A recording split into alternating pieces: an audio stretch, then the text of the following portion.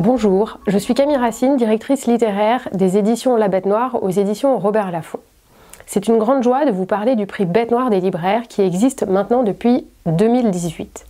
Comme son nom l'indique, ce prix est composé uniquement de libraires répartis sur tout le territoire, à la fois des librairies indépendantes, mais aussi de plus grandes enseignes comme la Fnac ou encore Cultura. Alors comment fonctionne ce prix?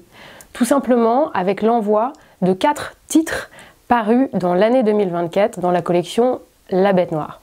Les libraires ont entre le mois de février et le mois de mai pour lire et ensuite voter pour leurs lauréats. Cette année, nous avons l'immense plaisir d'avoir renouvelé notre partenariat avec Babelio. Il ne me reste plus qu'à vous souhaiter de très belles lectures et nous avons hâte de découvrir le lauréat avec vous. Bonjour, Victoire Brulon, attachée de presse aux éditions Robert Laffont. J'ai le plaisir de vous présenter le livre de Noémie Adonis, nouvelle voix de la collection La Bête Noire. Elle vient de publier son deuxième polar historique, Le Jardin des Anatomistes. C'est une véritable plongée dans le Paris du XVIIe siècle, où un meurtrier en série sévit chaque nuit suite aux cours donnés par le chirurgien du roi en public. Et c'est un jeune herboriste venu de sa province qui va devoir mener l'enquête alors qu'il était venu pour rencontrer un botaniste célèbre. Si vous aimez l'histoire et la médecine, ce livre est fait pour vous. Un autre livre de la sélection, cette fois-ci une comédie policière que nous offre Dominique Sylvain, Périlleuse Pyrénées. Nous retrouvons le célèbre duo d'enquêtrices Lola et Ingrid qui se retrouvent à mener une enquête cette fois-ci au Pays Basque où un berger a perdu la vie à côté d'une maison de retraite dans des circonstances assez troublantes. Son humour piquant et ses dialogues rythmés sont encore une fois au rendez-vous pour une nouvelle enquête pleine de rebondissements.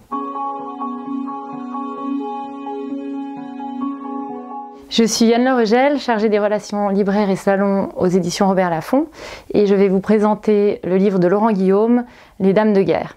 Donc on est dans les années 50, une New-Yorkaise bourgeoise qui s'ennuie un peu dans sa vie saisit l'opportunité de se rendre à Saïgon, en Indochine, en plein dans les colonies, où elle va devoir mener une enquête suite à la mort d'un confrère, en fait, un peu mystérieuse.